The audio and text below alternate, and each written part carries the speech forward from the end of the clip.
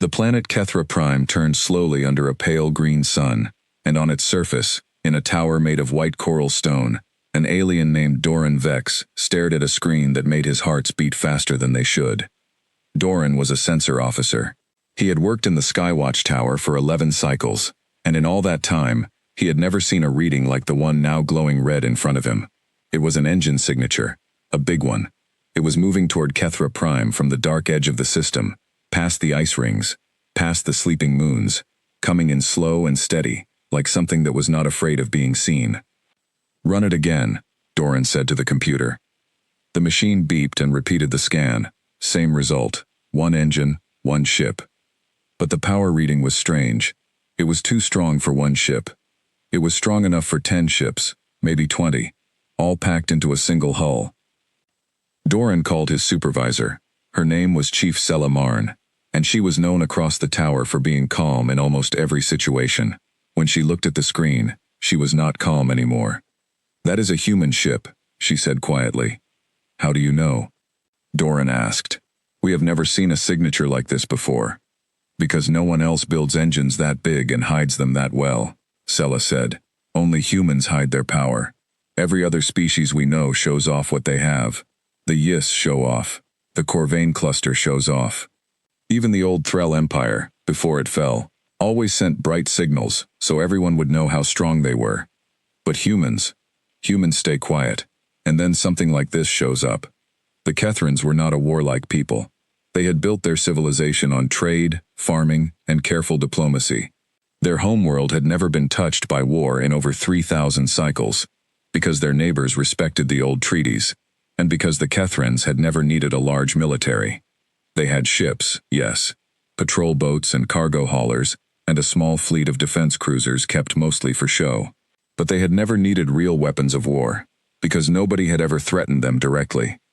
Until humans arrived in the wider galaxy 40 cycles ago. At first, nobody believed the stories.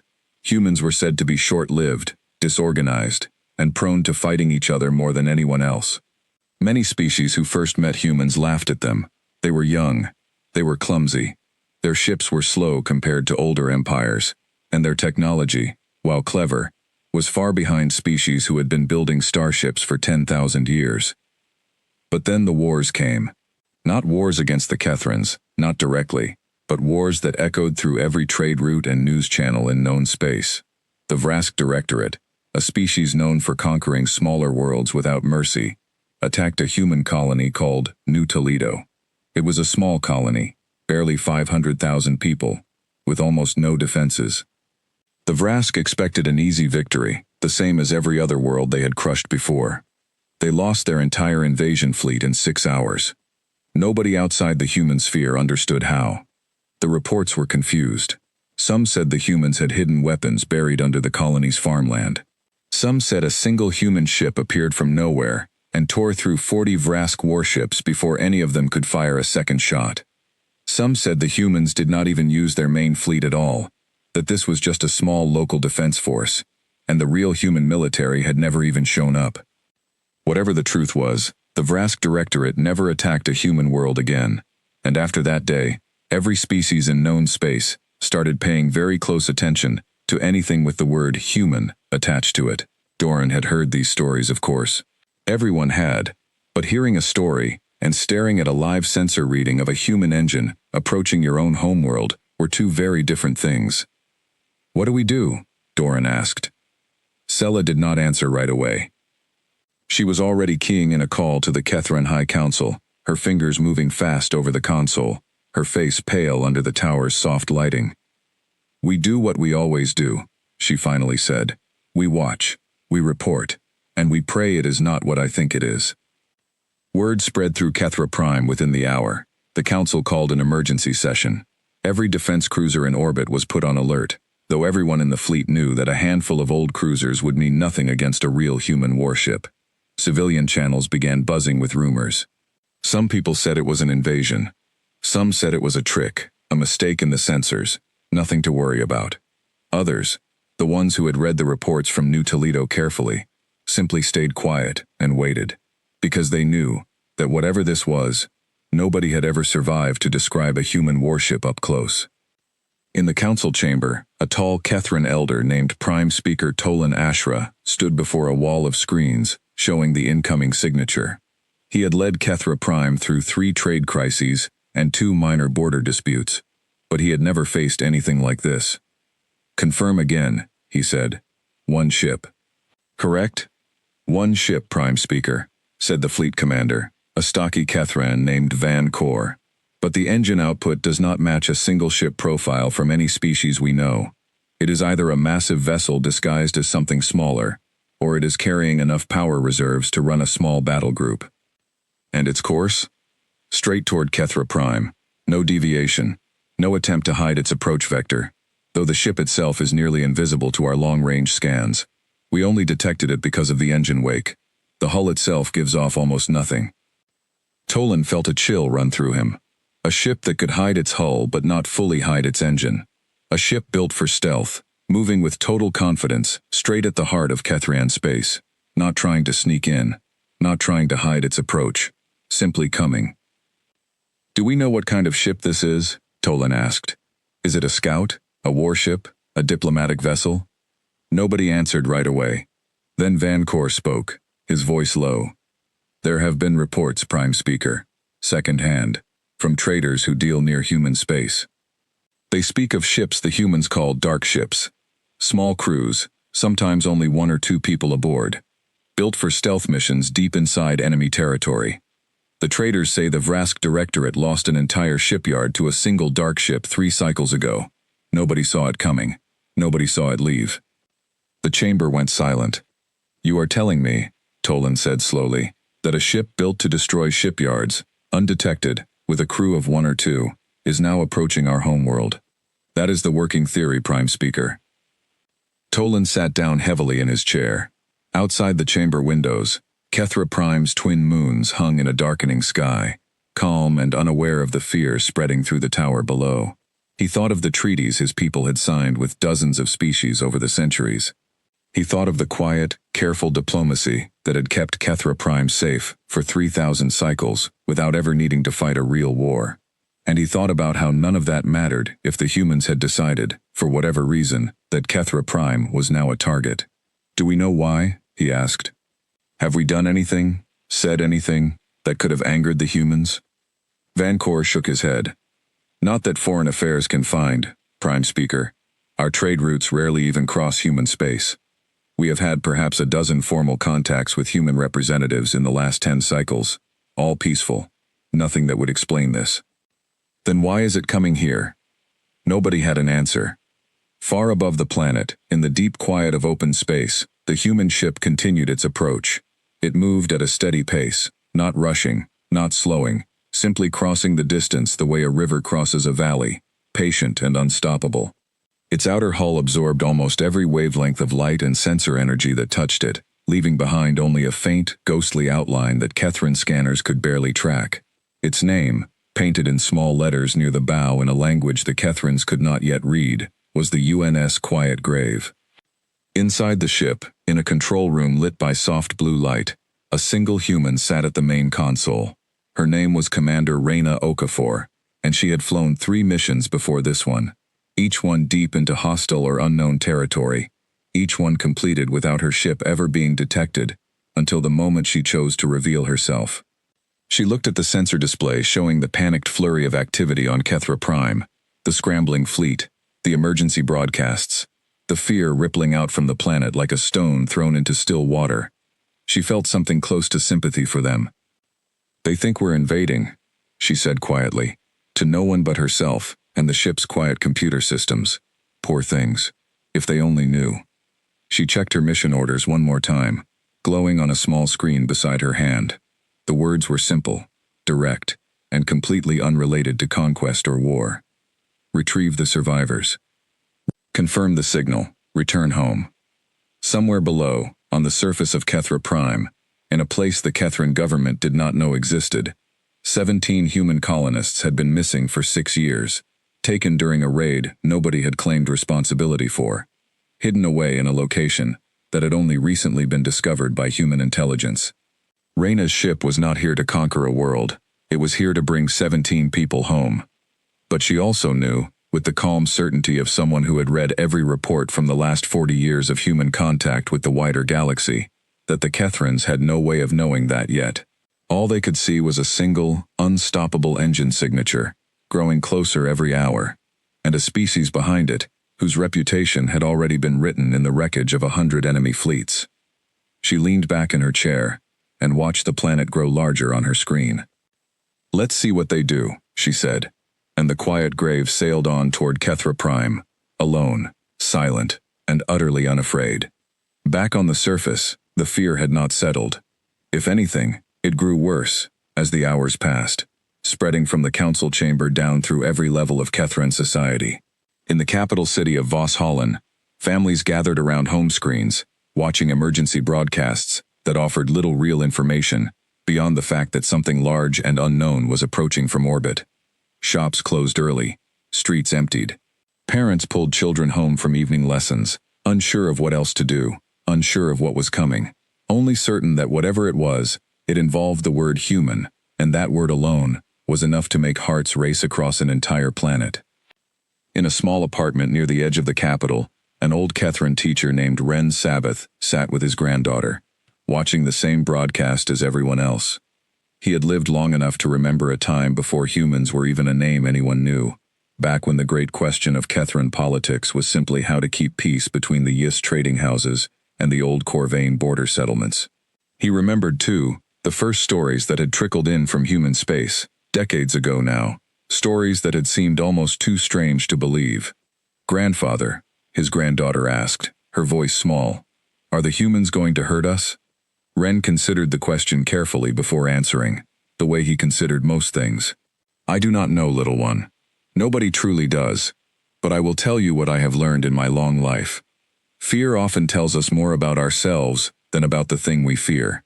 We have heard stories about humans, yes, terrible stories of wars and destroyed fleets. But we have also heard, if we listen carefully, that humans do not seek out fights. They finish the ones brought to them. There is a difference, and it matters." She did not seem entirely comforted, but she nodded anyway, and together they watched the screen, waiting like everyone else on Kethra Prime for whatever was coming. In the Skywatch Tower, Doran Vex had not left his station in nearly 6 hours. His shift had technically ended long ago, but nobody had told him to leave, and he found he did not particularly want to, not with something this important unfolding on his own screens. Chief Selamarn worked beside him, running calculation after calculation, trying to determine anything more about the approaching vessel that might help the council prepare. "The engine signature is stabilizing," Doran said, watching the numbers shift and settle. "Whatever it has stopped accelerating. It is holding a steady approach speed now, nothing aggressive, nothing evasive, just coming. That is either very reassuring or very frightening," Sela said. "A ship that does not need to hide its approach, and does not need to rush, either. It simply comes because it can." "Do you think it's really just one ship?" Doran asked. "I keep running the numbers, and I cannot make myself believe it. The power output alone should require a hull 3 or 4 times the size we're tracking." Sela did not answer right away. She had spent the better part of the last several hours reading everything she could find about human ship technology, most of it second-hand information passed along through trade networks and diplomatic gossip, since actual technical data about human warships was almost impossible to come by. What she had found troubled her more than she wanted to admit to her younger colleague. "There are reports," she finally said, unconfirmed, mostly rumor, that human engines do not work the way ours do, that they found some way to compress the same power output into a much smaller housing, decades ago, and have been refining it ever since. "If that is true, then yes, Doran. It really could be just one ship. One very, very dangerous ship." Doran felt his stomach tighten at the thought. He had grown up on stories of the old wars between Kethran city-states, wars fought centuries before he was born, back when the planet had not yet unified under a single council. Those wars had involved thousands of ships, vast fleets clashing over resources and territory. The idea that a single vessel, crewed by perhaps only 1 or 2 people, could represent a threat equal to, or greater than, an entire historical war fleet, was almost too large a thought to hold comfortably in his mind. "What do we do if it decides to attack?" he asked quietly. Sela looked at him for a long moment, her expression unreadable. "We do what our ancestors always did, when facing something larger than themselves. We hope. We prepare as best we can, and we remember that even the strongest storm eventually passes." It was not much comfort, but it was honest, and in that moment, honesty felt more valuable than false reassurance. Meanwhile, in the council chamber, Prime Speaker Tolan Ashra had called for a brief recess, more to allow everyone a moment to breathe than because there was any real work to be done during the wait. He stood alone at the tall windows, looking out over the capital city below, watching the lights of Voss Holland flicker on as evening settled over the planet. Somewhere out there, in ordinary homes, ordinary Kethrans were living through what might be the most frightening night of their lives, and there was very little he could do to protect them beyond what was already in motion. He thought about the treaties he had helped negotiate over his long career, the careful balance of trust and mutual benefit that had kept Kethra Prime safe and prosperous for 3,000 cycles without ever needing to fight a true war. He wondered, standing there in the fading light, whether all of that careful diplomacy was about to mean nothing in the face of a species whose power seemed to exist on an entirely different scale than anything the Kethrans had ever negotiated with before. A soft chime interrupted his thoughts. Van Kor's voice came through his personal comm unit, tight with urgency. "Prime Speaker, the vessel has entered high orbit. It is holding position, not moving toward the surface. And Prime Speaker, it has opened a communication channel." Tolan felt his heart skip, both of them, in perfect unison. "Patch it through to the chamber. I am on my way." He hurried back into the council chamber, where the rest of the assembled ministers and officers were already gathering around the main comm station, their faces a mixture of fear and desperate curiosity. Whatever was about to happen, whatever this ship intended, they were finally about to find out, and no amount of preparation could have made that moment feel any less enormous. Tolan took his place at the center of the chamber, straightened his robes, and nodded to the comm officer. "Open the channel," he said, and the fate of the next several hours, and perhaps much more than that, began to unfold. Before the connection completed, Tolan allowed himself one last quiet breath, gathering the calm he would need to project no matter what came through the speakers. He had negotiated with proud Yis merchants who threatened to break trade agreements over the smallest insult, and with stubborn Corvain border officials who once nearly started a shooting incident over a disputed asteroid field. He told himself this was simply another negotiation, another moment requiring careful words and a level voice. But even as he told himself this, some deeper part of him understood that nothing in his long career had truly prepared him for what he was about to face. Around the chamber, the assembled ministers fell silent, all eyes fixed on the comm station. Van Kor stood rigid near the door, one hand resting on the hilt of a ceremonial blade he had not carried in years, a nervous habit rather than any real expectation that it would matter against whatever waited above them. Urabeth clutched a datapad to her chest, her knuckles pale, her mind already racing through a dozen possible opening statements, discarding each one as either too weak or too provocative. The channel connected with a soft chime, and for a moment there was only silence, the faint hum of static carrying across the vast distance between the planet's surface and the ship holding position in high orbit above them. Then a voice came through, calm, measured, and speaking in careful, deliberate Kethran, that suggested significant preparation rather than casual translation software. It was the voice of Commander Reyna Okafor, and though nobody in the chamber yet knew her name, the simple fact that she had bothered to learn their language before ever making contact told them something important, something that Tolan filed away carefully, even as he listened to her words. Whatever this ship represented, whoever piloted it clearly did not view this as a casual encounter, but as something requiring genuine preparation and respect. "People of Kethra Prime," the voice said, "I understand my arrival has caused significant alarm, and I apologize for that. It was not my intention to frighten your people. I am a single pilot, aboard a single vessel, and I have not come to threaten your world." A murmur passed through the chamber, relief mixing uneasily with lingering suspicion. Tolan raised a hand for quiet before responding. "This is Prime Speaker Tolan Ashra, speaking on behalf of the Kethran Council. We welcome your words, Commander, though I hope you understand our caution given the unusual nature of your approach." "I understand completely," the voice replied. A single ship approaching with an engine signature that size would alarm any reasonable government. I will explain my purpose as clearly as I can, and I hope that clarity will ease at least some of your concerns. Tolan exchanged a brief glance with Urabeth, who gave the smallest of nods, a silent encouragement to continue listening. Whatever was coming, it seemed increasingly clear that this was not the opening of an invasion, but something else entirely, something that no one in the chamber had yet begun to guess at, and that realization alone was enough to make the tension in the room shift, if only slightly, from raw terror toward a more complicated, uncertain hope.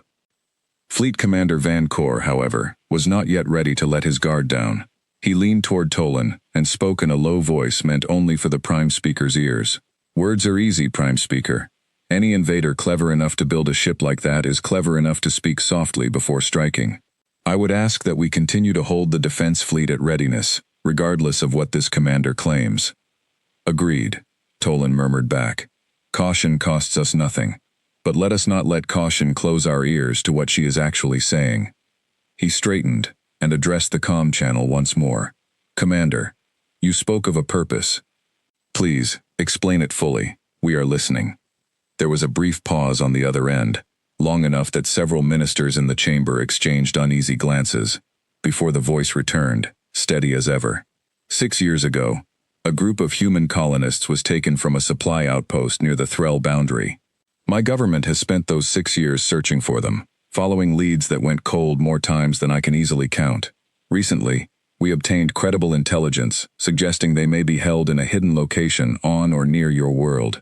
I have come to confirm that intelligence and, if it proves true, to bring them home. The chamber fell into stunned silence. Whatever the assembled ministers had expected, an accusation, a demand, a declaration of territorial claim, this quiet, almost mundane explanation was not it. Urabeth felt a chill run through her that had nothing to do with the temperature of the chamber. Missing colonists, hidden on Kethran soil, without her government's knowledge, it was the kind of claim that could easily have been dismissed as fabrication, except that something in the calm, unhurried way the commander delivered it made dismissal feel foolish. You believe missing humans are being held somewhere on our world, Tolan said slowly, without our knowledge. I believe it is possible, Prime Speaker. I do not make the claim lightly, and I have no wish to accuse your government of wrongdoing it did not commit. If such a place exists, I suspect it operates outside your official oversight, hidden by those who profit from secrecy. I would like to work with you, not against you, to find out the truth. Tolan looked around the chamber slowly, taking in the mixture of disbelief, fear, and dawning unease on the faces of his ministers. Whatever this day had been building toward, it was clear now that it would not end simply, and that the true test of Kethra Prime's character was only just beginning to unfold.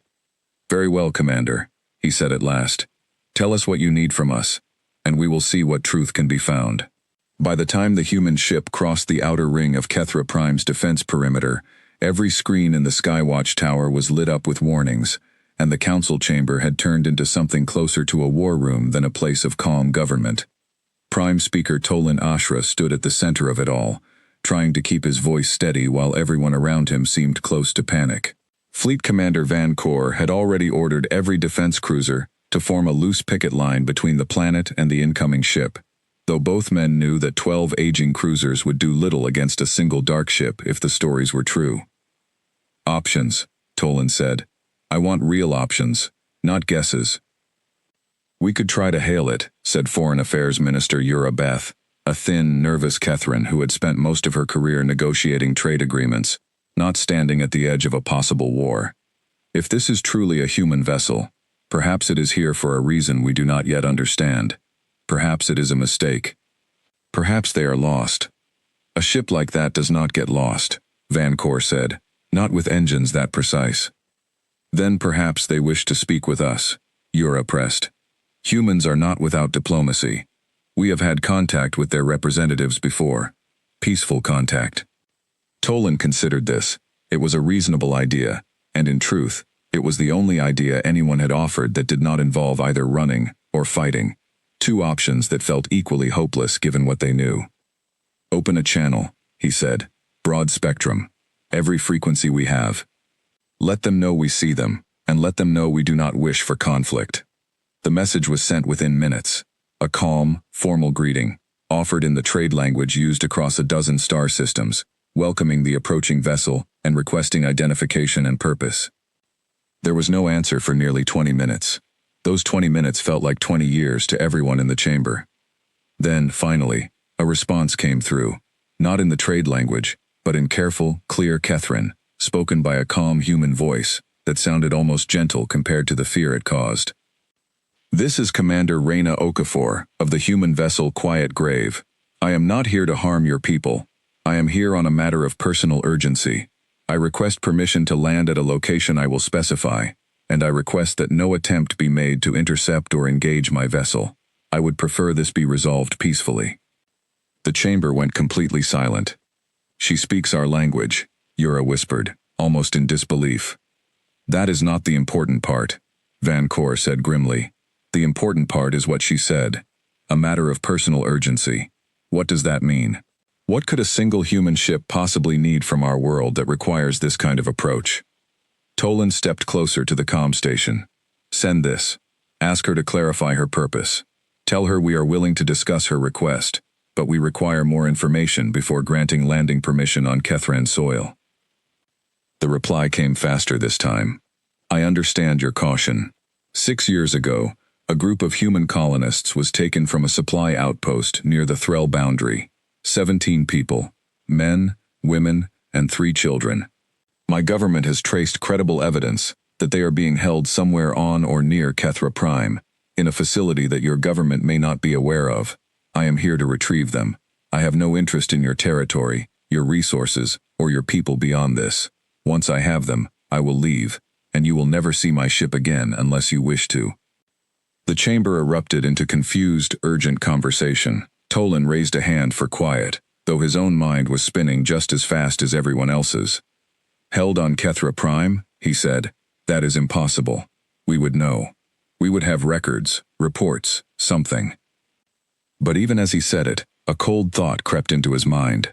There had been rumors, years ago, of a private facility operating outside official council oversight, funded by a group of wealthy Kethran industrialists who had grown rich, smuggling rare minerals, and some whispered, other cargo as well. The facility had always been dismissed as a myth, a story told to frighten children, a place called the Hollow, said to exist deep beneath the southern mountain range, far from any city, far from any official eyes. Tolan had never believed it was real. Now, faced with a human warship claiming exact knowledge of missing colonists, he was no longer so sure. "Minister Beth," he said quietly, "pull every record we have on the southern mountain facilities. All of them. Now." While the council scrambled to search old records and half-forgotten rumors, high above the planet, Commander Reyna Okafor waited patiently in the calm blue light of her ship's control room. She had expected confusion. She had expected fear. What she had not fully expected was how quickly the Kethrans had tried to open communication, instead of simply attacking, which told her something useful about them. They were cautious, not aggressive. That was good. It meant this could still end without violence, if they were smart about it. Her ship's sensors, far more advanced than anything the Kethrans possessed, had already located the likely site of the Hollow facility before she had even arrived in orbit. Deep infrared scans had picked up heat signatures consistent with an underground structure, buried beneath nearly a kilometer of rock, hidden well enough to avoid casual detection but not well enough to hide from a darkship built specifically to find things that did not want to be found. She could have simply gone in alone, silently, and finished the mission, without ever speaking to the Kethran government at all. That was, in fact, her original plan. But something in the tone of the first message from the council, the careful desperation to avoid conflict, had made her reconsider. If this facility truly was operating outside the knowledge of the legitimate Kethran government, as her intelligence reports suggested, then perhaps this was not really a conflict between her and the Kethran people at all. Perhaps it was a chance to solve two problems with one visit. She opened the channel again. "Prime Speaker Ashra," she said, using the name and title her ship's systems had picked up from the Council's own broadcast identifiers. "I believe the facility in question may be operating without your government's knowledge or approval. I do not wish to create conflict between our peoples over the actions of criminals. If you are willing to cooperate, I propose we handle this together. You send a small, unarmed team to meet me at the coordinates I will provide. We confirm the situation, and if the colonists are there, we retrieve them, and I make it clear to my government that Kethra Prime's official leadership was not responsible for this crime." In the council chamber, Tolan felt something like relief wash over him, mixed with disbelief that relief was even possible in this situation. "She is offering us a way out," Urabeth said softly. "Or she is testing us," Van Kor said, though even he sounded less certain than before. "To see how we react, to see if we try something." "We will not try anything," Tolan said firmly. "We will do exactly as she asks. Minister Beth, prepare a small diplomatic team, unarmed, ready to move immediately. Commander Kor, I want your best ground unit ready as backup, but they are to stay well outside the operation zone unless specifically requested. Is that understood?" "Understood, Prime Speaker," Van Kor said, though the tightness in his voice made it clear how much he disliked sending Kethran forces into a situation controlled entirely by an unknown and possibly overwhelming human warship.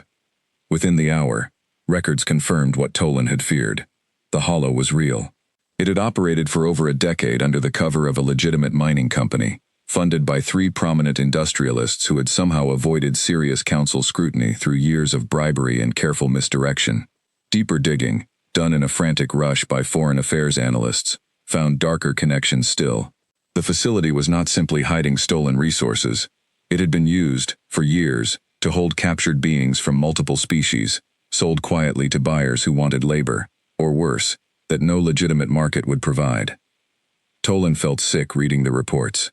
3,000 cycles without a war, and this entire time, something like this had been happening beneath their own mountains, hidden from the government that was supposed to protect its people and uphold its laws. "Send the coordinates to the human commander," he said quietly, "and Minister Beth, I want you personally leading the ground team. Tell her Kethra Prime accepts her proposal. Tell her we are grateful for the chance to make this right." High above, aboard the quiet grave, Commander Reyna Okafor received the reply, and for the first time since entering Kethran space, allowed herself a small, tired smile. The Council's swift and honest response told her more about the Kethran people than any report ever could. They were not the enemy. They were simply a people who had allowed evil to grow quietly in the dark corners of their world, the way it so often did everywhere, human worlds included. She input the coordinates into her ship's navigation system, felt the quiet grave shift smoothly into descent, and prepared herself for what was likely waiting at the bottom of that mountain. Whatever it was, she had not come this far, crossed this much distance, and carried this much hope, to fail now. Before the ship began its final approach, Reyna allowed herself a rare moment of stillness. She opened a small drawer beneath her console and withdrew a folded piece of paper, worn soft at the edges from years of handling. It was a photograph, printed the old way, of a young girl with dark curly hair and a gap-toothed smile, sitting on the shoulders of a tall man with kind eyes. The girl was one of the 17 colonists reported missing 6 years ago. The man was her father, who had died of an illness 3 years into the search for his daughter, never knowing if she was alive or dead. Reyna had never met either of them in person, but she had read every file, memorized every face, carried every name of the 17 people she had been sent to find, because that was how she worked, how she had always worked, ever since her first mission 4 years earlier. A name on a file was easy to forget, a face, a story, a family waiting somewhere with an aching hole, where a loved one used to be, that was harder to set aside, and she had long ago decided she did not want to be the kind of person who could set it aside easily. She folded the photograph carefully and returned it to its drawer, then turned her full attention back to the descent, her earlier moment of quiet reflection folded away just as neatly as the photograph itself, replaced by the calm, focused readiness that had carried her through 3 previous missions without failure. The descent itself took only a few minutes, the quiet grave slipping down through Kethra Prime's upper atmosphere with barely a shudder, its systems compensating so smoothly for the planet's gravity and air pressure that Reyna barely felt the transition at all. Through her forward viewport, she watched gray mountains rise up to meet her, jagged and cold beneath a sky heavy with clouds, a landscape that felt appropriately grim for the kind of place that had been chosen to hide something as dark as the Hollow. As she descended, her ship's passive sensors continued their quiet work. mapping the terrain below in far greater detail than any Kethran satellite could manage. She watched as the facility's disguised structure slowly resolved itself on her display, first as a vague heat anomaly, then as a clearer outline of tunnels and chambers buried deep beneath the rock, a hidden world existing entirely outside the awareness of the government, meant to protect the people living above it. She thought, briefly, of how many times this same pattern repeated itself across known space. Corruption did not care about species, or borders, or the careful treaties diplomats spent their lives negotiating. It grew wherever oversight was weak and profit was strong, hidden in the gaps between what governments knew and what they chose to look for. She had seen it on human worlds too, though rarely at this scale, and she found herself hoping, as she guided her ship toward the waiting Kethran delegation below, that Minister Yura Beth would prove to be the kind of leader willing to face that darkness honestly, rather than bury it a second time.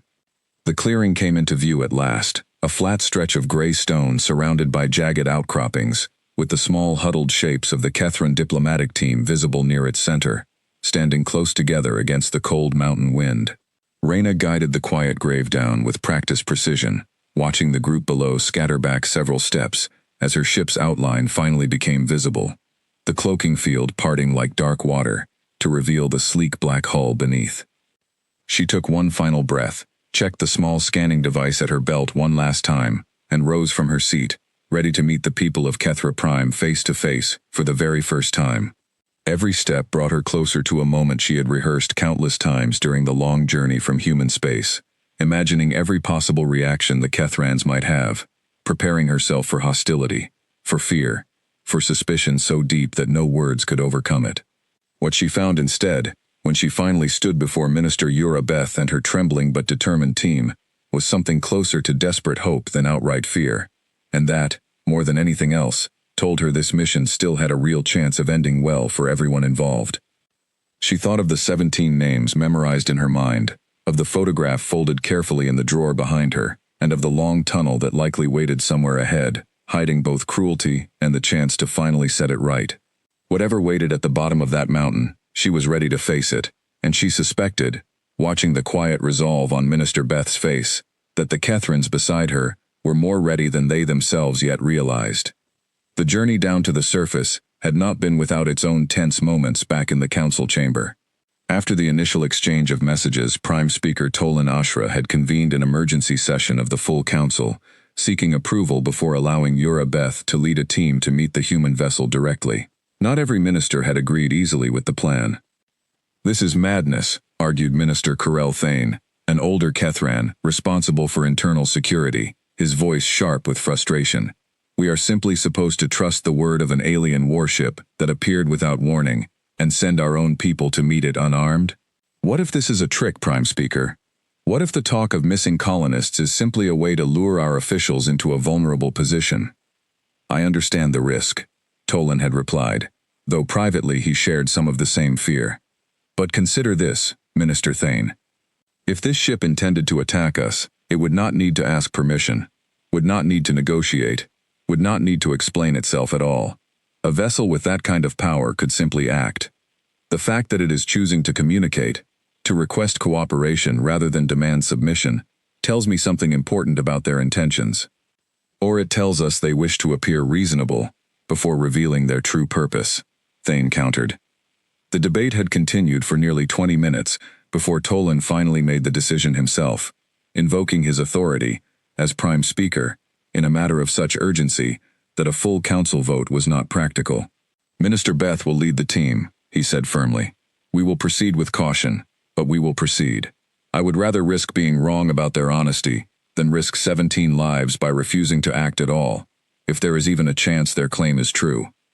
It was this decision, made under enormous pressure and real disagreement within his own government, that had ultimately sent Yura Beth walking across the cold mountain clearing to meet Commander Okafor face to face. She had felt the weight of that decision keenly during the walk from the landing site to the tunnel entrance, aware that every choice she made in the coming hour would either validate Tolan's judgment or confirm Karel Thane's darkest fears. Now, standing beside the hidden entrance with the human commander working steadily to open the ancient lock, Yura found herself hoping fervently that this would end in validation rather than disaster. She thought of her own family, waiting at home in Voss Holland, aware only that she had been sent on urgent council business and nothing more. She thought of the careful diplomatic career she had built over the years, one built on patience and caution, rather than bold gambles like this one.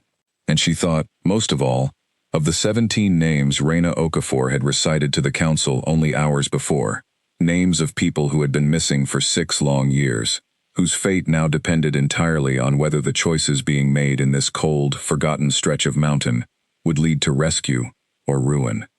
The heavy door finally groaned open, revealing the dark tunnel beyond, and Yura felt her resolve harden, even as her fear remained. Whatever waited below, she would face it, because the alternative, turning back now, abandoning 17 people to whatever fate had held them for 6 long years, was simply not something she could bring herself to consider.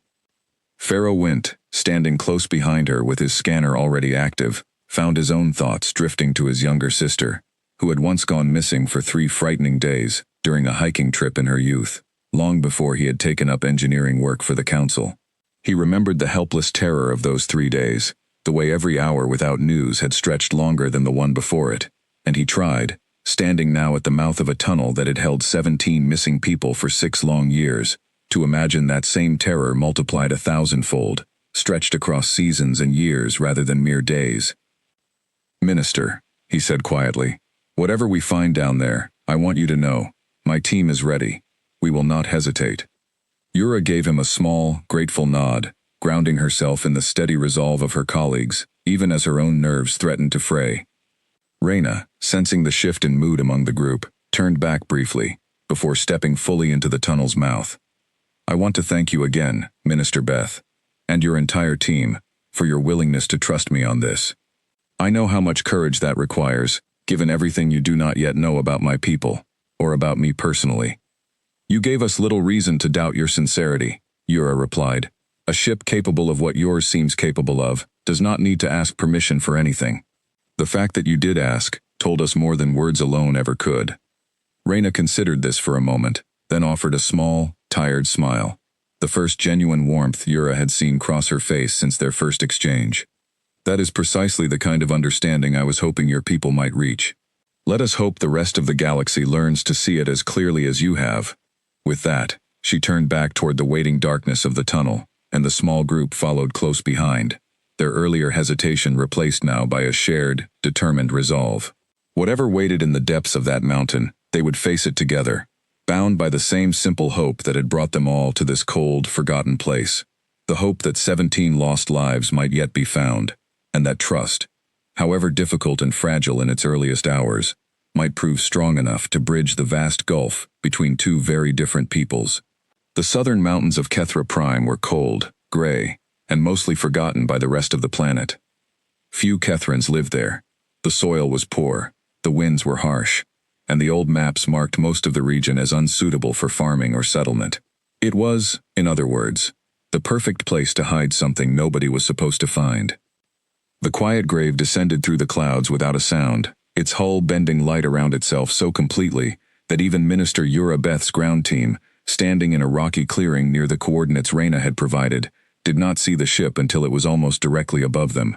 When it finally decloaked, settling gently onto a flat stretch of stone with barely a whisper of displaced air, several members of the Kethran team flinched backward, weapons half raised out of pure instinct before they remembered their orders. "Lower your weapons," Yura said sharply, though her own hands were trembling slightly. She said unarmed, "Let us not start this the wrong way." The ship was smaller than Yura had expected, smaller than most Kethran defense cruisers, sleek and black with no visible markings except the faint outline of letters near the front that none of them could read. A ramp lowered from its underside with a soft hydraulic hiss, and a single figure walked down into the gray mountain light. Commander Reyna Okafor was not what any of them had pictured. After weeks, no, hours, of imagining human warships and human soldiers, most of the Kethran team had expected something larger, more intimidating, more obviously dangerous. Instead, they saw a woman of average height, dressed in a dark gray flight suit with no visible weapons, her expression calm and unreadable as she studied the group waiting for her. "Minister Beth," Reyna said, walking forward without hesitation. "Thank you for coming yourself." "Commander Okafor," Yura replied, forcing her voice to remain steady.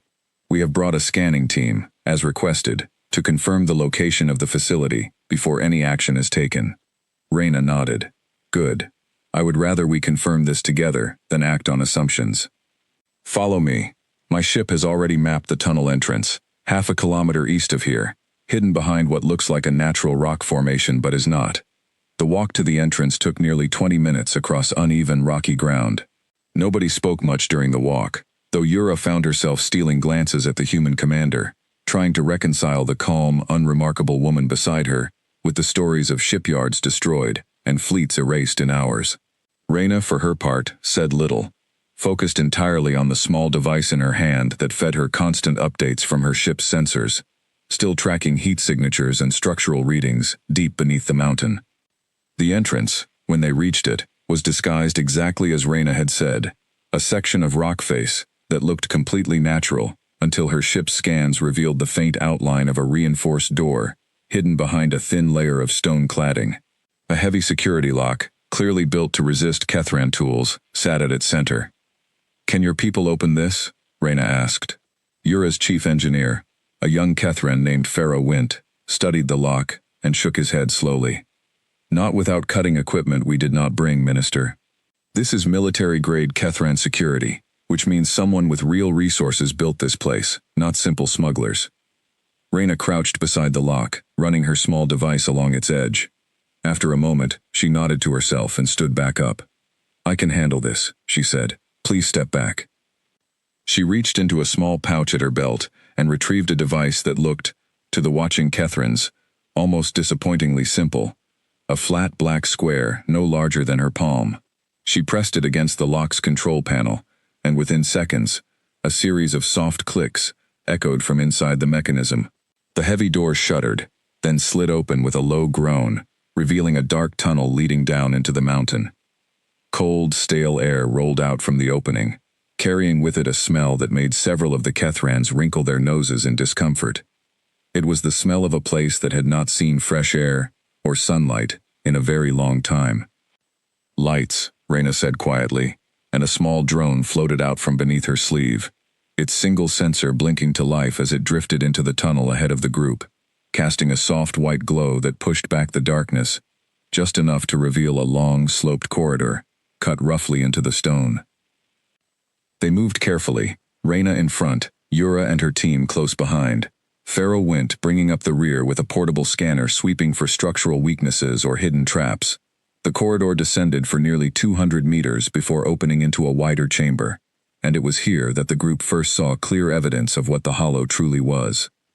Cells, dozens of them, cut into the rock walls on either side of a long central hallway, most empty now, their doors hanging open, their interiors bare except for thin sleeping mats, and the faint scratches of names or marks left by whoever had once been held inside.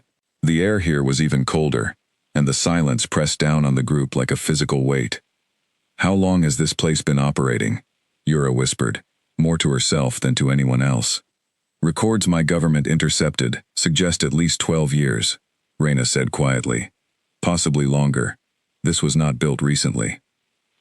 They continued deeper, the drone's light revealing more chambers, storage rooms filled with crates of unknown goods, a small medical bay with equipment that looked disturbingly well used, and finally, at the very end of the main corridor, a heavy door far more advanced than the one they had passed through at the entrance. Reyna's small device confirmed what her ship's sensors had already suggested. Behind this door, 17 distinct life signs, all human, all alive. "They are here," she said, and for the first time since landing, her calm composure cracked slightly, a flash of something raw and urgent crossing her face, before she steadied herself again. "Minister Beth, I need to open this door. I would ask that your team stand back. I do not know what condition they are in, or whether whoever runs this facility left any defenses behind." Yura nodded quickly, gesturing for her team to retreat several steps back down the corridor. Reyna approached the door alone, running her scanning device along its surface, her jaw tight with concentration. "There's a secondary lock," she murmured. "Biometric.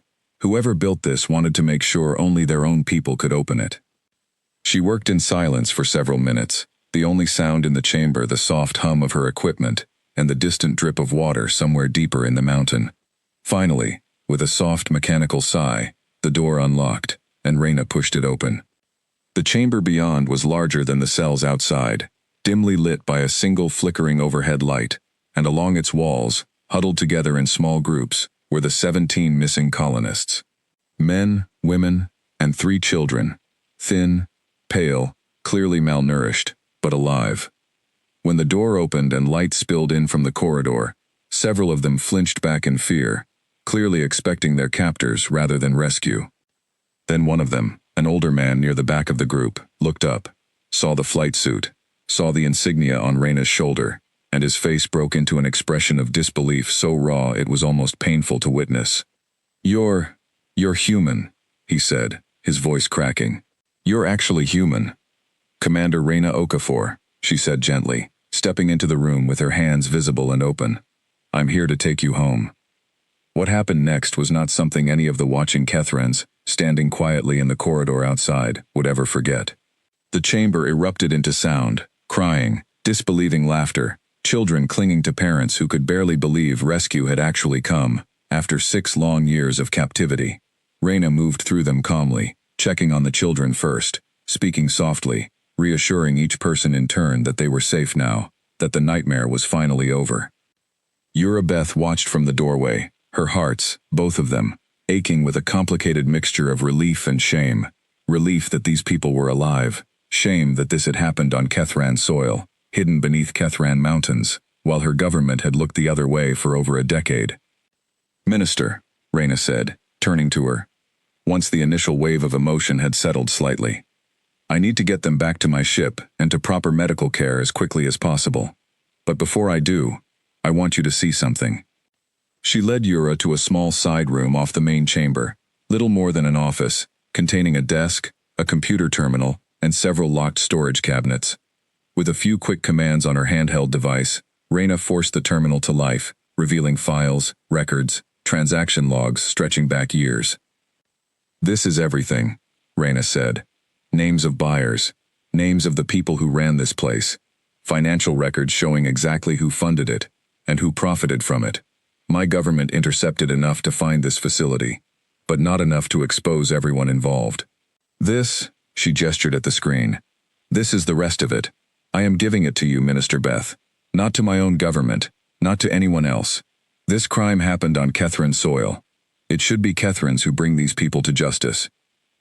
Yura stared at the screen, then at the human commander, standing calmly before her, offering her people the chance to clean up a wound that would have otherwise stayed hidden and rotting beneath their own mountains indefinitely. "Why?" Yura asked quietly. "Why trust us with this, after everything?"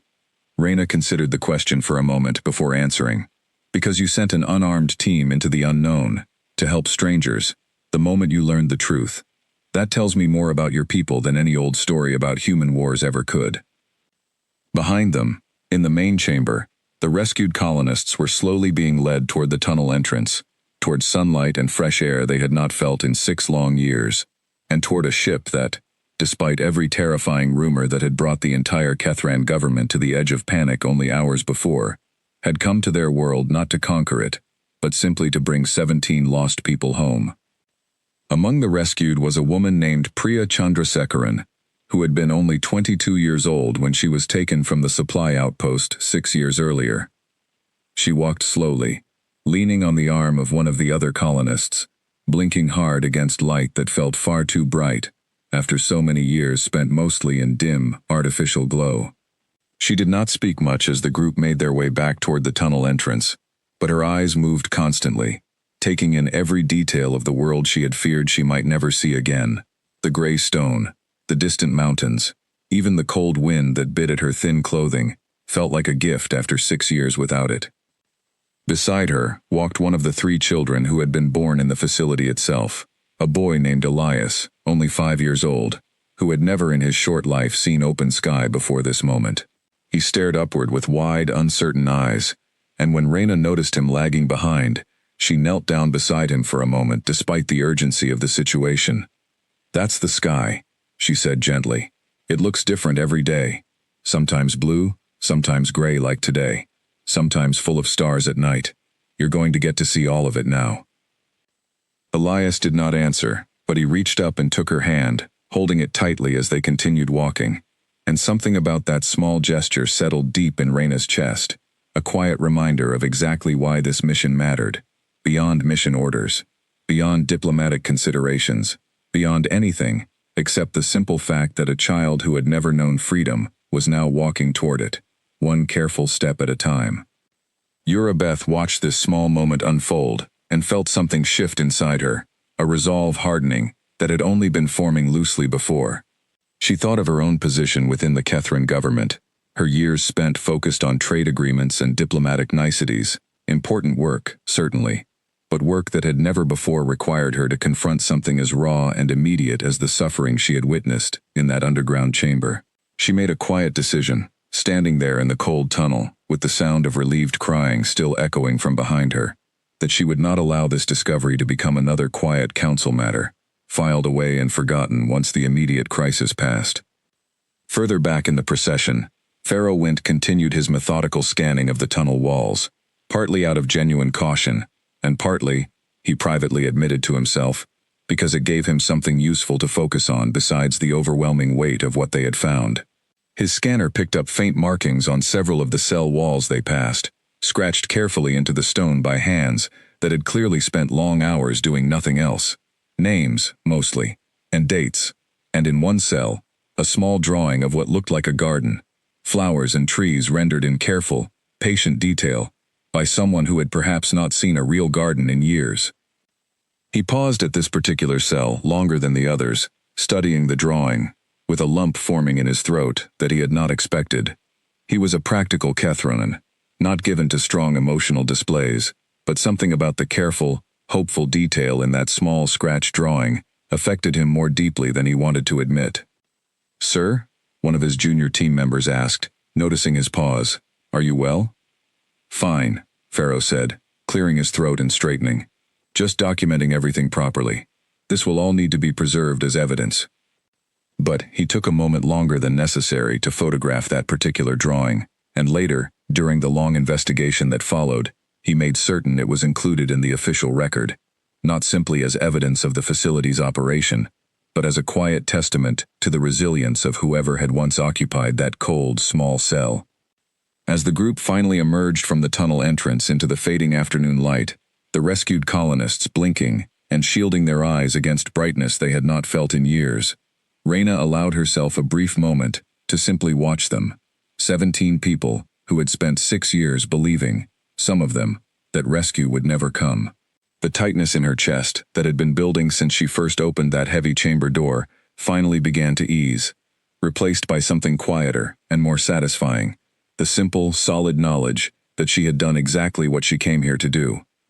But even as that relief settled over her, some deeper instinct, honed through years of missions into dangerous, uncertain territory, kept a small part of her mind alert and watchful, scanning the tree line at the edge of the clearing, noting the old service road cutting through the rocks nearby, cataloging every possible avenue of threat, out of habit, rather than any specific suspicion.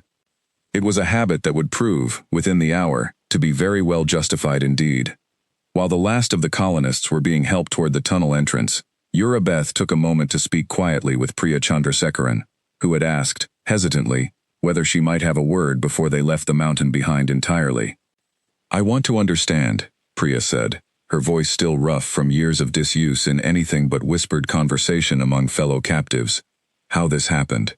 How something like this could exist so close to your capital, for so long, without anyone finding it." Ura had no easy answer to offer. "I do not fully know yet," she admitted honestly. "But I promise you, I intend to find out, and I intend to make certain the answer becomes public knowledge, not hidden away the way this facility itself was hidden." Priya studied her for a long moment, searching her face for any sign of empty political reassurance, the kind of promise politicians so often made and so rarely kept. Whatever she found there seemed to satisfy her, at least for the moment, because she nodded slowly and allowed herself to be guided the rest of the way toward the tunnel entrance, without further questions. Nearby, Pharaoh Wint had finished his careful documentation of the cell block, and was now cataloging the contents of the small office, where Reyna had shown Yura the terminal full of incriminating records. He worked quickly but thoroughly, aware that every piece of evidence collected here would matter enormously in whatever legal proceedings followed. He found, tucked into a locked drawer beneath the desk, a small ledger written by hand, listing names, dates, and sums of money that made his stomach turn as he began to understand its true purpose. "Minister," he called out, his voice tight. "You should see this." Yura crossed the small office and took the ledger from his hands, scanning its contents with growing horror. It was, she realized quickly, a detailed accounting of every transaction the facility had ever completed, dating back over a decade, each entry marked with initials rather than full names, but clearly cross-referenced with the digital files Reyna had already unlocked on the main terminal. "This confirms everything," she said quietly, "and it goes back even further than the digital records suggested. Whoever kept this ledger wanted a physical backup, something that could not simply be deleted if the digital systems ever failed." "Careless of them to leave it behind," Pharaoh observed. "Or arrogant," Yura said. "They never expected anyone to find this place at all. 12 years of operating in secret will do that to a person.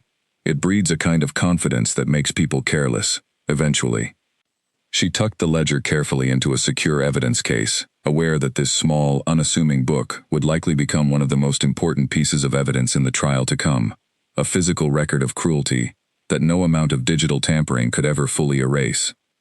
Outside, the last rays of afternoon sun were beginning to slant low across the mountain clearing, casting long shadows across the rocky ground. The rescued colonists stood blinking in the fresh air, some crying quietly, others simply staring upward in silent disbelief, drinking in the sight of open sky after years spent beneath cold stone. It was, by any measure, a moment of profound relief and quiet triumph, the successful conclusion of a mission that had begun with terror and confusion back in the council chamber only hours before.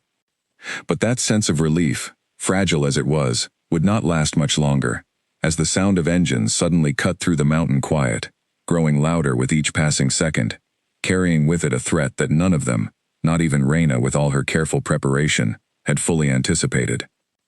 A few minutes earlier, deep in a small monitoring room on the far side of the facility, a guard named Brask had watched in growing panic as the outer tunnel lock registered an unauthorized breach.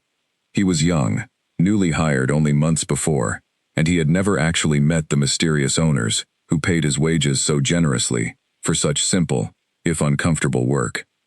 He had always told himself the cells were for dangerous criminals, smugglers and pirates, too troublesome for normal prisons, a story that let him sleep at night despite the quiet doubts that sometimes crept in during long, silent shifts. When the alarm registered, his first instinct was to call his superior, a hard-eyed woman named Yesta Kaur who managed the facility's day-to-day security under Magistrate Dell's direction. She arrived at the monitoring room within minutes, her expression darkening as she studied the sensor logs showing the outer door forced open nearly half an hour earlier. "Someone is inside," she said grimly. "Sound the alert, get every available guard to the surface, and contact the magistrate immediately. He needs to know." Brask's hands trembled slightly as he keyed the alert into the facility's old communication system, a system he had never once expected to actually use for its intended purpose. Within minutes, word reached Corvin Dell at his private estate, nearly 40 kilometers away, and the magistrate's calm, comfortable afternoon shattered instantly into cold, focused fury. "Get my security team moving," he snapped into his personal comm unit. "Whoever is down there, I want them stopped before they reach the surface with anything that could be used against me." He had not yet learned, in those frantic first minutes, that the intruders were not simply thieves or rival criminals seeking to steal his operation for themselves, but a Kethron government minister and a human warship commander, working together to expose everything he had spent 12 careful years building and hiding.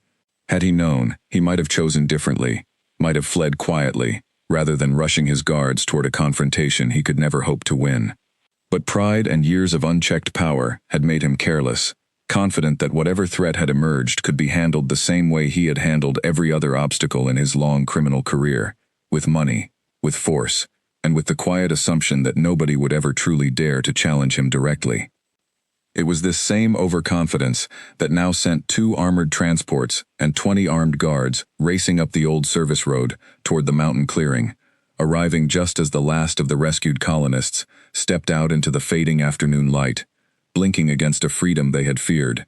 For 6 long years, they might never live to see.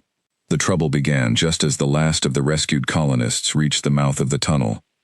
Pharaoh Wint, still sweeping his scanner along the corridor walls out of habit, suddenly froze, his eyes fixed on a reading that had not been there moments before. "Minister," he said sharply. "Multiple contacts, approaching fast, from the surface. At least 20 individuals, armed, moving in formation." Yura's stomach dropped. "The facility owners? Or their hired guards," Reyna said, already moving, ushering the last of the colonists forward with calm but urgent motions. "Someone must have triggered a silent alarm when we broke the outer lock. Minister Beth, get your people and these colonists back toward my ship, now." "What about you?" Yura asked. "I'll handle whoever is coming," Reyna said, and something in her voice, flat and certain, made it clear this was not a boast, but simply a statement of fact. Outside, in the gray afternoon light of the mountain clearing, the situation was already unfolding. A pair of armored transport vehicles had come screaming up the old service road that led to the hidden facility, kicking up clouds of dust as they skidded to a halt near the tunnel entrance. Armed figures poured out, not Kethran military, but private security, wearing mismatched armor and carrying weapons clearly purchased through less than legal channels. At their head stood a broad-shouldered Kethran with cold eyes and an expensive coat, a man Yura recognized instantly from old council records. Magistrate Corvin Dell, one of the 3 industrialists suspected of funding the Hollow. "Minister Beth," Corvin called out, his voice carrying easily across the clearing. "I must say, I am surprised to find you here, and with such interesting company." "Magistrate Dell," Yura said, stepping forward despite her fear, positioning herself between the security force and the tunnel entrance where the colonists were still emerging into daylight.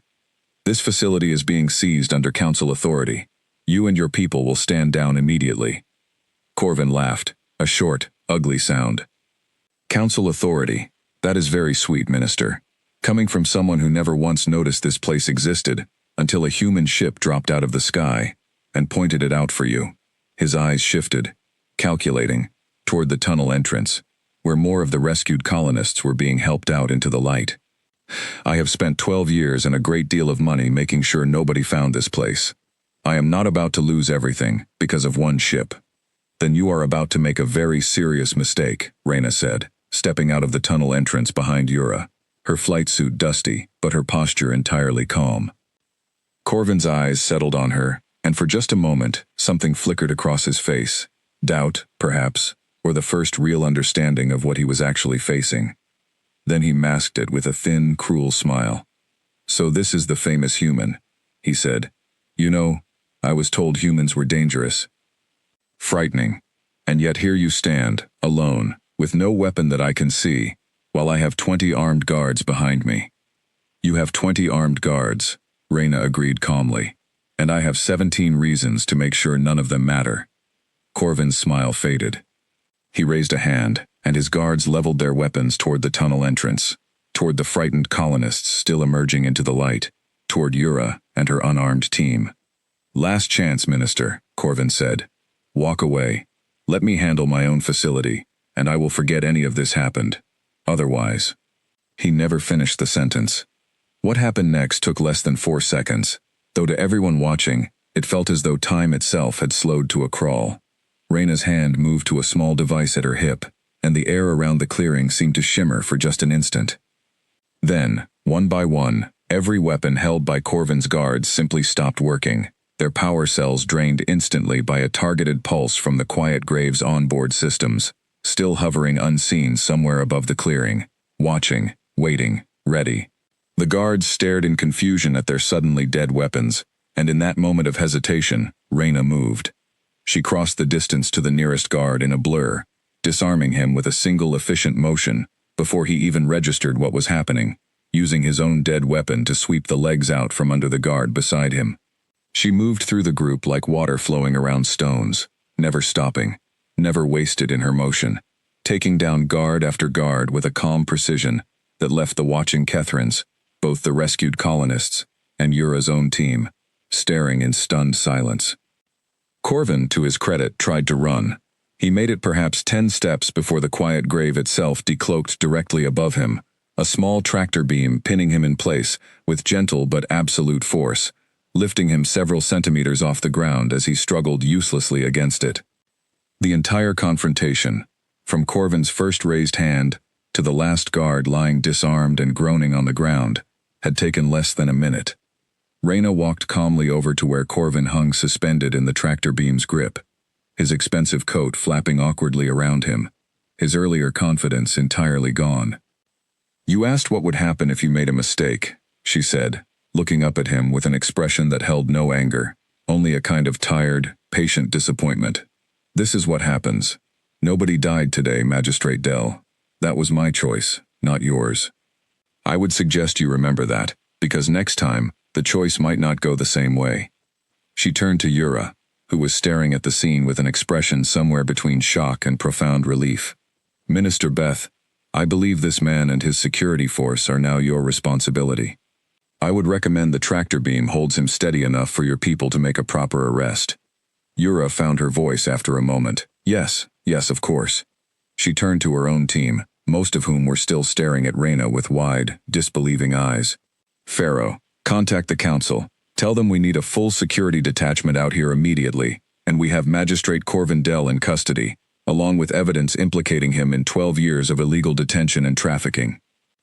As her team scrambled to follow her orders, Yura turned back to Reyna, who was already moving to help the last of the frightened colonists toward the safety of her ship's ramp. "How did you do that?" Yura asked, hurrying to keep pace with her. 20 armed guards, and you did not even use a weapon."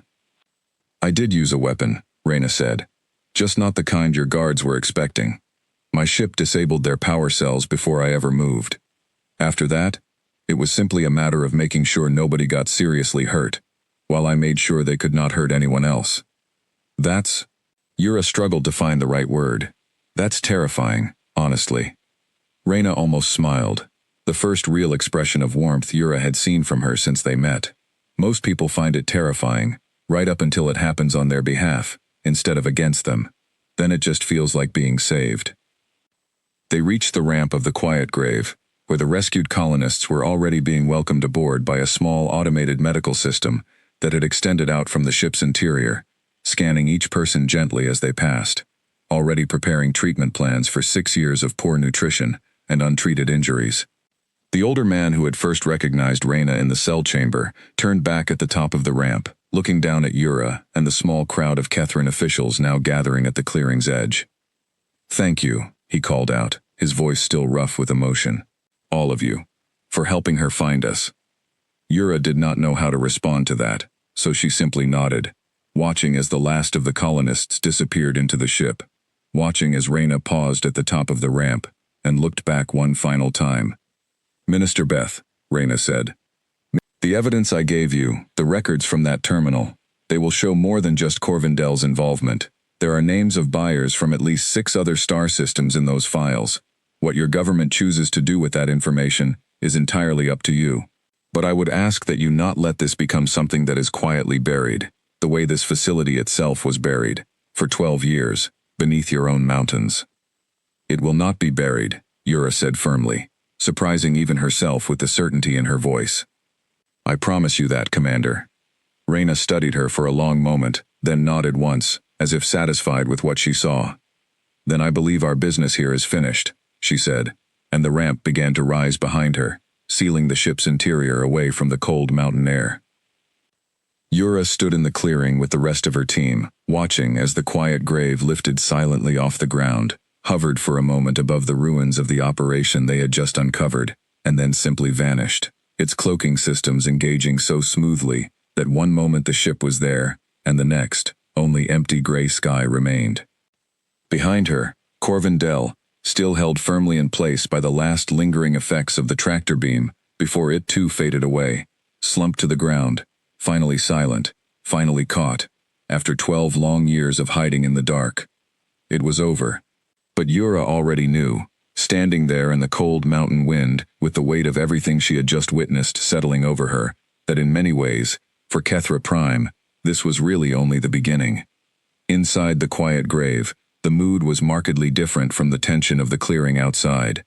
The ship's small medical bay, larger on the inside than its outer hull seemed to suggest, hummed quietly, with soft blue light, as automated systems moved gently among the rescued colonists, checking vitals, administering careful doses of nutrients to bodies that had spent years surviving on inadequate food, and offering the first real comfort many of them had felt in longer than they could easily remember. Priya Chandrasekaran sat on the edge of a medical bunk, watching a small robotic arm carefully clean and bandage an old, poorly healed injury on her forearm, an injury she had carried in silence for nearly 4 years, because the facility's makeshift medical bay had never bothered to treat it properly. "This is going to leave a scar," the ship's medical AI informed her gently, its voice calm and warm, despite being entirely artificial. "But the bone has healed correctly beneath it, and there should be no lasting damage to your mobility." "A scar is fine," Priya said quietly, staring at her arm, as if seeing it clearly for the first time in years. "A scar means it's over." Nearby, young Elias sat wrapped in a soft blanket, eating what was, according to his wide-eyed reaction, the single greatest meal he had ever tasted in his entire 5 years of life, a simple bowl of warm soup that the ship's small galley had prepared. He had never eaten food that was not carefully rationed and often barely edible, and the sheer novelty of a warm, generous meal seemed to overwhelm him almost as much as the earlier sight of open sky. Reyna moved through the medical bay, checking on each colonist personally, despite the exhaustion clearly settling into her own shoulders after the tension of the confrontation outside. She had piloted 3 previous rescue missions, but something about this one, perhaps the presence of the child, perhaps the sheer length of the colonists' captivity, had settled more heavily on her than usual. "You should rest, Commander," the ship's AI suggested quietly, noting the elevated stress markers in her own vital signs. "The immediate danger has passed. I can monitor the colonists without your direct supervision." "In a moment," Reyna said, moving to check on an older woman near the back of the bay, who had said very little since being rescued, her eyes distant and unfocused, in a way that worried Reyna more than any physical injury could have. "Ma'am," Reyna said gently, kneeling beside her. "Can you tell me your name?" The woman blinked slowly, as if surfacing from somewhere deep and far away. "Marta," she finally said. "Marta Oyelaran. I had almost stopped believing anyone was still looking for us. 6 years is a long time to hold on to hope." "I understand," Reyna said. "But you were never forgotten, Marta. My government kept searching this entire time, even when the trail went cold more than once. I know that does not undo 6 years, but I hope it means something, that nobody gave up." Marta's eyes filled with tears, and she reached out to grip Reyna's hand tightly. "It means everything," she whispered. "You have no idea what it means." Reyna stayed with her a while longer, saying little, simply offering the quiet comfort of presence, before finally allowing the ship's automated systems to continue their careful work, while she withdrew to the cockpit to file her preliminary mission report, and to process, in the relative privacy of her own thoughts, everything that had happened over the last several hours. Outside, on Kethra Prime, the situation in the mountain clearing had shifted into a different kind of urgency altogether. Kethran Council security forces arrived within the hour, a full detachment moving in to secure the facility, take the disarmed guards into custody, and begin the painstaking work of documenting a crime scene 12 years in the making. Magistrate Corvin Dell, stripped of his earlier confidence entirely, sat in restraints in the back of a security transport, staring silently out a small window, as the mountain that had hidden his secret for over a decade grew smaller behind him. Urabeth remained at the site well into the evening, overseeing the initial stages of the investigation, alongside Fleet Commander Van Kor, who had arrived shortly after the security detachment, with a grim, focused expression that suggested he was already contemplating the deeper implications of what his own military had failed to detect for so long. 12 years, Van said quietly, staring at the tunnel entrance as forensic teams moved carefully in and out, cataloging evidence. How does something like this exist for 12 years without anyone noticing? Because people did not want to look, Yura said simply. Corvindale had money, connections, and a very good reason to make sure nobody looked too closely at his mining operations. It is easier to build a lie that lasts 12 years than most people would like to believe, especially when the people meant to catch it have no reason to suspect anything is wrong. That will need to change, Van said. Oversight. Real oversight, not the token committees we have now. Yes, Yura agreed. It will. As the last light faded from the gray mountain sky, Yura found herself standing alone for a moment at the edge of the clearing, looking up at the darkening heavens where, somewhere far above, the quiet grave had already vanished back into the quiet vastness of space, carrying its precious cargo of 17 recovered lives toward whatever came next for them. She thought about the strange, terrifying, ultimately hopeful day behind her, and she found herself, despite everything, grateful for the fear that had brought a single human ship to her world, because without it, this darkness might have continued undisturbed, for years longer still. Back in the capital, news of the confrontation reached the council chamber within minutes, relayed through Van Cor's field team as soon as the situation had stabilized. Prime Speaker Tolan Ashra listened to the initial report, with a growing sense of disbelief that mirrored what Yura herself had felt standing in that mountain clearing. 20 armed guards, he repeated slowly, disarmed in under a minute, and not a single life lost. That is the report, Prime Speaker. The young officer, relaying the message, confirmed. Commander Kor says he has never seen anything like it. He described her movements as, he used the word inevitable, sir, said it was like watching water find its way downhill. No wasted effort, no hesitation, simply results. Tolan sat with that description for a long moment, turning it over in his mind. It confirmed something he had begun to suspect since the very first sensor reading appeared in the Skywatch Tower hours earlier, a suspicion that the old stories about human capability, the destroyed Vrask fleet, the vanished shipyards, had perhaps understated the truth rather than exaggerated it, as he had initially hoped. He thought of the diplomatic path now opening before Kethra Prime, a path that would require careful navigation, given what he now understood about the sheer scale of power a single human vessel could bring to bear when necessary. But he also thought of Reyna Okafor's own words, relayed back to him through Yura's earlier reports, about choosing not to kill, when killing would have been easy. That choice, more than any display of raw capability, told him something important about the character standing behind that capability, and it was that character, he suspected, that would ultimately determine whether Kethra Prime's first true encounter with human power became the beginning of a valuable alliance or the seed of future conflict. Send word to Foreign Affairs, he said finally. I want a formal thank you prepared for transmission to the human vessel before it departs our space. And Minister Beth is to be commended, publicly, for her handling of this entire situation. She showed more courage today than most of us in this chamber can claim to have shown in our entire careers. As evening settled fully over Voss Holland, word of the day's events began spreading beyond official channels, carried through informal networks of friends and family members who had heard fragments of the story from those directly involved. By the following morning, most of the capital knew at least a rough outline of what had happened: the hidden facility, the rescued colonists, the single human commander who had faced down 20 armed guards without raising a lethal weapon.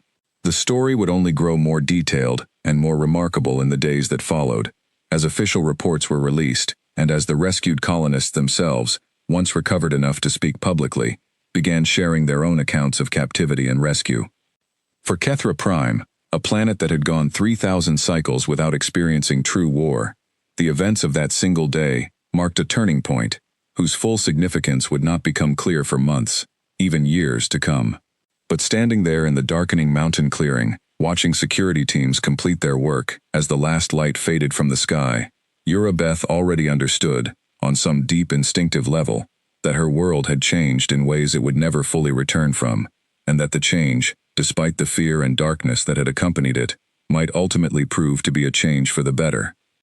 Later that night, long after the security teams had finished their initial sweep of the facility, and the last of the evidence had been carefully catalogued and secured, Yura Beth sat alone in a small transport shuttle heading back toward the capital, watching the dark mountains slip past below. Pharaoh Wint sat across from her, quiet for once, his usual careful efficiency replaced by the same exhausted reflection that seemed to have settled over the entire team. "Do you think this changes things, Minister?" he finally asked. "Between us and the humans, I mean." "Between us and everyone, really." Yura considered the question for a long moment before answering. "I think it already has changed things, Pharaoh, whether we are ready for that or not. We spent 3,000 cycles believing our careful diplomacy and quiet isolation kept us safe.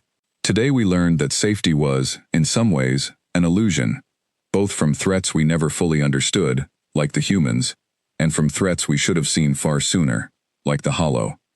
I do not know exactly what comes next, but I know we cannot simply return to how things were before." Pharaoh nodded slowly, turning to look out the small window at the darkening landscape below. "Commander Okafor said something to me while we were waiting for the security detachment to arrive. I asked her if she was ever afraid, doing work like this, alone, on unfamiliar worlds, never quite knowing what she would find. She said fear was simply information, nothing more, something to notice, then set aside, so it did not get in the way of doing what needed to be done." "That sounds like difficult wisdom to actually live by," Yura said. "She did not seem to find it difficult," Pharaoh admitted, "though I suspect it comes from a great deal of practice, the kind of practice we are, perhaps, only just beginning ourselves." The shuttle continued its quiet journey through the darkening sky, carrying them back toward a capital city that would wake tomorrow, to a world subtly but permanently changed, its people beginning, slowly and uncertainly, to reckon with both the darkness uncovered beneath their own mountains, and the strange, complicated hope offered by a single quiet ship that had arrived, uninvited and unexplained, only a single long day before. News of what had happened in the southern mountains reached the council chamber long before Yura Beth and her team returned to the capital. By the time she walked back through the tall coral doors of the chamber, tired, dusty, and still shaken from everything she had witnessed, Prime Speaker Tolan Ashra was waiting for her, with a look on his face that mixed relief, disbelief, and something close to awe. "Tell me everything," he said, "from the beginning. Do not leave anything out." So Yura told him. She told him about the tunnel, the cells, the 17 colonists found alive after 6 years of captivity. She told him about Magistrate Corvindel and the guards who had tried to stop them, and about how a single human woman, without ever raising a real weapon, had disarmed 20 armed men in less than a minute without killing a single one of them. "She could have killed them all," Yura said quietly. "It would have been easy for her. Instead, she chose not to. She said it was her choice to make, not theirs." Tolan sat in silence for a long moment, absorbing everything. Outside the chamber windows, Kethra Prime's twin moons had risen fully now, casting pale silver light across the capital, calm and steady, as if the entire planet had not spent the last day in a state of near panic over the arrival of a single ship. "And the evidence she gave us?" he finally asked. "Extensive," Yura said. "Names, dates, financial records, buyer information from at least 6 other systems. Pharaoh is already working with Council security to begin building formal charges against Corvindel and the other 2 industrialists suspected of funding the facility. This is going to be the largest corruption investigation in Kethran history, Prime Speaker. It reaches into places we never expected." Tolan nodded slowly. "Then we owe the human commander a great deal more than simple thanks." Word of the day's events spread quickly through Kethra Prime, first through official council channels, then through news networks, then through ordinary conversation in homes and markets and public squares across the planet. The story of the Hollow, hidden for 12 years beneath the southern mountains, shocked and horrified ordinary Kethrans, who had trusted, without ever really questioning it, that nothing so dark could exist within their own borders. But alongside the horror came something else. A growing sense of gratitude and curiosity toward the species whose sudden, terrifying arrival had ultimately led to the exposure of a crime their own government had failed to find for over a decade. 3 days after the rescue, a formal message arrived at the council chamber from human space, carried through the same trade relay networks that connected most of known space. It was brief, professional, and carried none of the fear or tension that had marked the first hours of contact. The message was from a human diplomatic office, thanking the Kethran government for its cooperation in the rescue of the 17 colonists, confirming that all of them had arrived safely at a human medical facility and were receiving proper care, and formally requesting the establishment of an official diplomatic channel between human space and Kethra Prime, the first such request the Kethrans had ever received from the human government directly. Tolan read the message twice before speaking. "They want formal relations," he said, mostly to himself. "After everything, after the fear their arrival caused, they want to talk." "Perhaps that fear was never really about us," Yura offered. "Perhaps it was only ever about how little we understood them." It took several weeks for the first official human diplomatic vessel to arrive at Kethra Prime, a very different kind of ship than the Quiet Grave. Larger, brightly marked, clearly built for exactly the kind of open, formal contact its stealthy predecessor had never been designed for. Aboard it was a human ambassador, named Director Amara Solis, along with a small support staff, arriving to begin the slow, careful work of building a real relationship between two very different peoples. At the welcoming ceremony, held in the same council chamber where panic had once reigned only weeks before, Tolan found himself standing beside Director Solis, watching as delegations from both species mingled cautiously, curiously, in the space between them. "I understand our first contact with your world was rather more dramatic than most first meetings," Director Solis said, a small, knowing smile on her face. Tolan allowed himself a rare laugh. "You could say that. When our sensors first detected Commander Okafor's ship, half our government believed we were facing an invasion fleet. That is, unfortunately, a common misunderstanding," Solis admitted. "Our Darkship program was built for missions exactly like the one Commander Okafor completed. Quiet, small, focused. But the engine signatures those ships require to travel such distances quickly are impossible to fully hide, even with our best technology. Species who have not dealt with us before often assume the worst, understandably." "And do you correct that assumption often?" Tolan asked, "or do you let it stand?" Solis considered the question carefully before answering. "We used to try harder to correct it, early on. But we learned, over time, that the reputation itself often prevents worse things from happening in the first place. Species who fear provoking us tend not to attack our people. It is not a reputation we sought deliberately, Prime Speaker, but it is one we have learned to live with, and occasionally, as your own people discovered, one that can be turned toward good when the moment calls for it." Across the chamber, Urabeth stood speaking quietly with two of the rescued colonists who had chosen to return briefly to Kethra Prime, at their own request, to formally thank the Council, and to testify in the ongoing corruption trial against Corvin Dell and his associates. The trial itself had already become the most watched event in Kethran history, drawing attention not just from Kethra Prime but from several neighboring systems, all curious to see how a peaceful, diplomacy-focused people would handle the exposure of such deep corruption within their own government's blind spots. Commander Reyna Okafor herself was not present at the ceremony. Her ship had departed Kethran space quietly, days after the rescue, its mission complete, its presence no longer required now that formal diplomatic channels were being established through more conventional means. But before leaving, she had sent one final message to Urabeth personally, brief and simple, much like everything else about her. "Thank you for trusting me, when trust was the hardest thing to give. I hope this is the beginning of something good between our peoples, and not simply the end of a difficult day. If you ever need us again, we will come. Quietly, if we can. Loudly, if we must." Yura had kept the message, reading it often in the weeks that followed, especially during the long, difficult days of the corruption trial, when the full scope of the Hollow's 12 years of operation became clear, and the true cost of her government's blindness weighed heavily on everyone involved in exposing it. 6 months later, standing once more in the council chamber, now transformed into a permanent diplomatic office shared between Kethran and human staff, Tolan Ashra reflected on how much had changed since that first terrifying sensor reading in the Skywatch Tower. Kethra Prime had not been invaded, it had not been conquered. Instead, it had been given, almost by accident, the chance to confront a darkness that had been growing quietly within its own borders for over a decade, a chance it might never have taken on its own.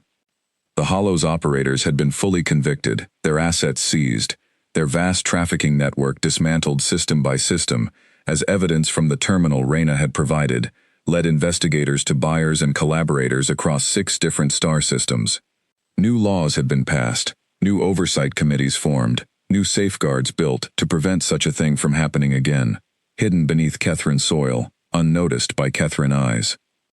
And the story of that single human ship, arriving alone, unafraid, carrying nothing but a mission to bring 17 lost people home, had spread far beyond Kethra Prime itself, becoming one more entry in the growing legend of what a single human vessel, quiet and unassuming, was truly capable of when it finally decided to act. Tolan stood at the tall windows of the chamber, watching the twin moons rise once more over a planet that had learned, in the space of a single terrifying day, that sometimes the things you fear the most turn out to be exactly the thing you needed all along. Somewhere out among the stars, the quiet grave continued its quiet work, one ship, one crew, moving silently between worlds, carrying forward the strange, complicated, and ultimately hopeful reputation of a species that the rest of the galaxy was still only beginning to understand. And on Kethra Prime, in homes and markets and government offices across the planet, a new saying had begun to spread among the people, half joke and half genuine wisdom, born from the events of that single unforgettable day. If you ever hear a human engine approaching your world, do not be afraid. Be ready to listen. It might just be exactly what you needed, arriving quietly, when you least expected it. The corruption trial of Magistrate Corvin Dell and his 2 remaining associates stretched on for nearly 4 months, longer than any legal proceeding in recent Kethran memory. Every session was broadcast publicly, and every session drew larger audiences than the last, as ordinary Kethrans across the planet watched the slow, careful unraveling of a conspiracy that had operated in plain sight for over a decade. Witnesses came forward that nobody had expected, minor officials who had taken small bribes to look away, shipping clerks who had quietly falsified cargo manifests, a web of small compromises that, taken together, had allowed something monstrous to grow undisturbed in the dark. Urabeth testified twice during the proceedings, once regarding the initial discovery of the facility, and once, much later, regarding the broader patterns of corruption her office had subsequently uncovered, while following the financial trail Reyna had provided. She found the second testimony far more difficult than the first, not because the facts were harder to explain, but because delivering them meant publicly acknowledging just how many small failures within her own government had allowed the Hollow to exist for as long as it had. "We are not here today," she told the assembled tribunal during her final testimony, "only to punish the men who built this place. We are here to ensure that our government becomes the kind of government that could never again fail to notice such a thing, for 12 years, beneath its own soil." The tribunal's final verdict, delivered on a cold winter morning nearly 5 months after the rescue, found all 3 industrialists guilty on every count, sentencing them to the harshest punishment Kethrin law allowed: permanent exile to a remote penal colony on one of the system's outer moons, stripped of all wealth and status they had built through their crimes. The verdict was met with quiet, somber satisfaction across Kethra Prime. Not celebration exactly, but the relief of a wound finally being properly treated after years of festering unnoticed. In the months that followed, the diplomatic relationship between Kethra Prime and human space grew steadily, cautiously, but genuinely. Trade agreements were established, careful and limited at first, then expanding as trust grew on both sides. Kethran students began traveling to human academic institutions to study, drawn by curiosity about the species whose reputation had once seemed so purely frightening and now seemed, upon closer examination, far more complicated and human, in the truest sense of the word, than the old rumors had ever suggested. Priya Chandrasekharan, after months of recovery and adjustment following her rescue, made an unexpected decision that surprised even those closest to her. Rather than returning permanently to her original home in human space, she requested and received permission to join the small human diplomatic staff stationed on Kethra Prime, citing a desire to be part of building something good between the two peoples, something to balance against the darkness she had endured. "I spent 6 years in a place built by cruelty," she explained to a Kethran news reporter during an interview marking the 1-year anniversary of her rescue. "I would like to spend the next years of my life helping build something better instead. This planet gave me my freedom back, even if it did not mean to at first. I would like to give something back in return." Young Elias, now approaching his 6th birthday, had settled into a bright, curious childhood in human space, though he retained, according to his adoptive family, a particular fascination with maps of the night sky, always eager to identify which distant point of light might represent the strange gray planet where he had first seen open sky, and where a woman in a dark flight suit had once knelt beside him and promised him he would get to see all of it. Commander Reyna Okafor completed 2 more Darkship missions in the year following the Kethra Prime rescue, each one quieter, each one less remarkable in its outcome than the strange, complicated story that had unfolded on that first, unexpected world. But she found herself thinking often of the small, gray planet and its careful, honest people, of Minister Yura Beth's quiet courage in trusting a stranger from beyond the stars, of a child's small hand gripping hers tightly as they walked together toward open sky for the very first time. She kept, tucked in the same small drawer beneath her console where she had once kept only a single worn photograph, a new edition sent to her many months later through official diplomatic channels, a simple drawing, done in careful, hopeful colors by a child's unsteady hand, showing a small dark ship descending from a gray sky toward a mountain, with figures standing below, arms raised in welcome rather than fear. Beneath the drawing, in careful, practiced letters, someone, perhaps Elias himself, perhaps with help from an adult, had written a short message that Reyna read countless times over the following years, whenever a mission grew difficult, whenever doubt crept in about the strange, solitary work she had chosen for her life. Thank you for the sky. And on quiet nights, deep in the vast silence of space, guiding her ship toward whatever distant mission waited next, Commander Reyna Okafor would sometimes take that drawing out, study it for a long moment, and remember exactly why the fear her ship's arrival always seemed to cause, however troubling, however heavy a burden to carry, was worth bearing, if it meant that somewhere, sometime, another frightened child might finally get to see an open sky of their very own.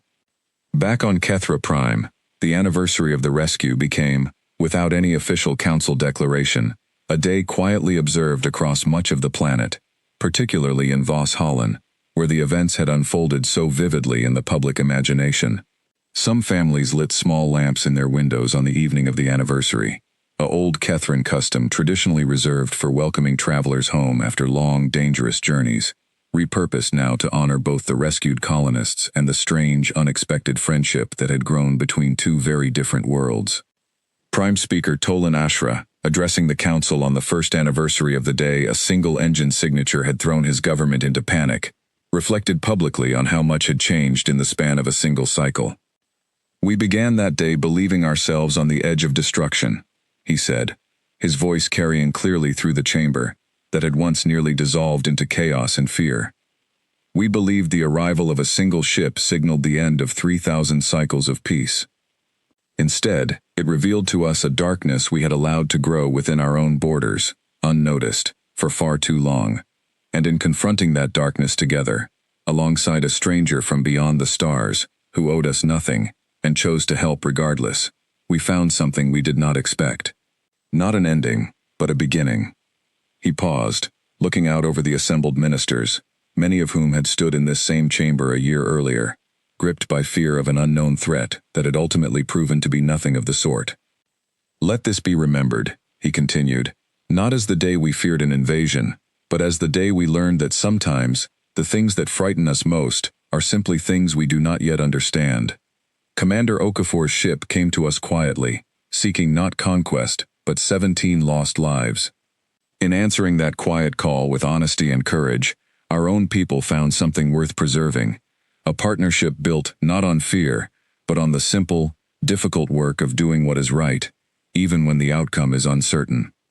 The chamber rose in quiet, unanimous applause, a moment far removed from the frightened chaos of a year before, and Tolan allowed himself, for just a moment, the rare satisfaction of watching his people move forward into a future that, however uncertain it remained, now held far more hope than fear. Far above, in the vast quiet of space, ships continued to move between worlds, carrying trade goods, diplomats, students, and travelers, between human space and Kethra Prime, a steady flow of connection that grew a little stronger with each passing season. And somewhere among the stars, Commander Reyna Okafor continued her quiet work, one mission at a time, carrying forward a legacy that had begun, quite by accident, the day the aliens of Kethra Prime heard engines near their homeworld, and discovered it was only one human Darkship, and that one ship, quiet and unassuming as it was, had been more than enough to change everything.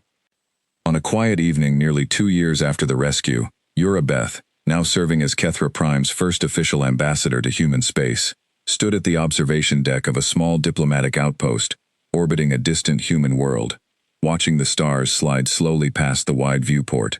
Her career had taken a path she never could have predicted on that cold, frightened day when she first walked across a mountain clearing to meet a stranger from beyond the stars. But she had come to find genuine purpose in the work, building bridge after careful bridge between two peoples who had once known each other only through fear and rumor. A soft chime announced an incoming message, and she turned to find a familiar name attached to it. Commander Reyna Okafor, checking in, as she occasionally did, on the progress of the relationship they had helped begin together.